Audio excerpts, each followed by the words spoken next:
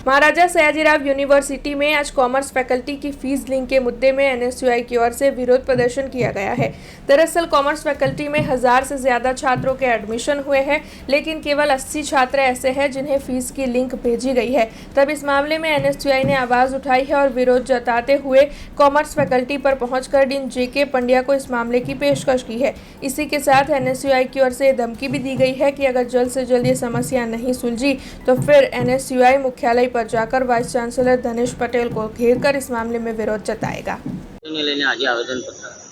NSUI द्वारा महाराजा सयाजीराव गायकवाड યુનિવર્સિટીની commerce faculty ખાતે આજરોજ આવેદનપત્ર આપવામાં આવ્યું ડીન સરને અને માંગ કરવામાં આવી કે જે બાકીના 1100 વિદ્યાર્થીઓમાંથી 80 લોકોને ફક્ત ઓફર લેટર અને ફીસની લિંક મોકલી હતી। એવું કેમ યુનિવર્સિટીમાં જે બી વિદ્યાર્થી એડમિશન લેવા માટે આવતો હોય એ તમારા માટે હર કોઈ સમાન છે, ના કે તમારે કોઈ વાલાદવાલાની નીતિ અપનાવીને જે 80 લોકોને ફીસની લિંક મોકલી છે એ તદ્દન ખોટું છે।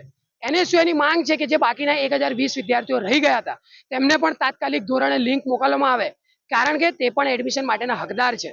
અહીંયા તમારા પાસે કોઈ પોલિટિકલ પ્રેશર હોય, તમારા ઓળખીતા હોય, તમારા સગા સંબંધી હોય, એવા 80 લોકોને તમે ફીસની લિંક મોકલી દીધી। ના જીકાસનો કોઈ પરિપત્ર હતો, ના એમએસ યુનિવર્સિટીની એવી કોઈ ગાઈડલાઈન હતી, તો આ 80 લોકોને એવી રીતે કઈ રીતે તમે લિંક મોકલી છે?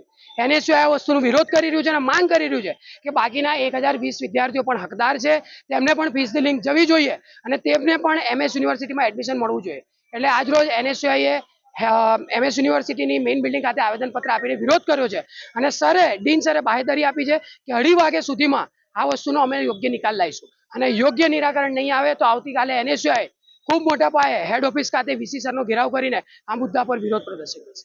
हमसे जुड़े रहने के लिए हमारे YouTube चैनल को सब्सक्राइब करें और नई वीडियो की नोटिफिकेशन के लिए बेल आइकॉन को दबाएं।